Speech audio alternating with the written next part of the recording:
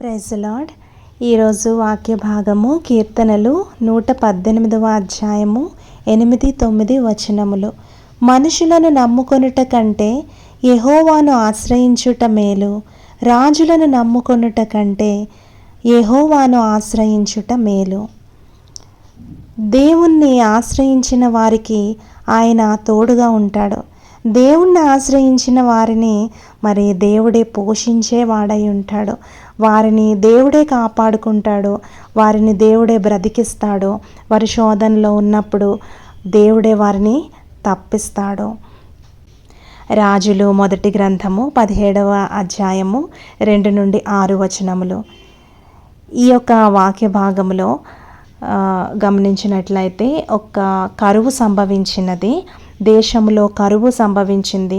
అయితే దేవుడు తన ప్రవక్త అయిన ఏలియాను కెరూతు అనే ఒక వాగు దగ్గరికి వెళ్ళమని, అక్కడ దాగి ఉండమని, ఆ యొక్క నీళ్ళని తాగి అక్కడే ఉండమని మరి చెప్పి ఉన్నారు. అక్కడికి ఆహారాన్ని ఆయన పంపిస్తానని తెలియజేశారు. అలాగే దేవుడు మాట ఇచ్చిన ప్రకారంగానే మరి ఏలియా గారికి అక్కడ ఆహారంని అనుగ్రహించి ఉంచారు. అంటే ఏలియా గారు మరి ఆయన దేవుడు చెప్పినట్టుగా అక్కడ ఆ యొక్క వాగు దగ్గరికి వెళ్ళి అక్కడే ఉన్నప్పుడు దేవుడు మరి ఆహారాన్ని కాకుల ద్వారా పంపించి ఉంచారు. అది ఉదయం ఏంటి, సాయంత్రం ఏంటి,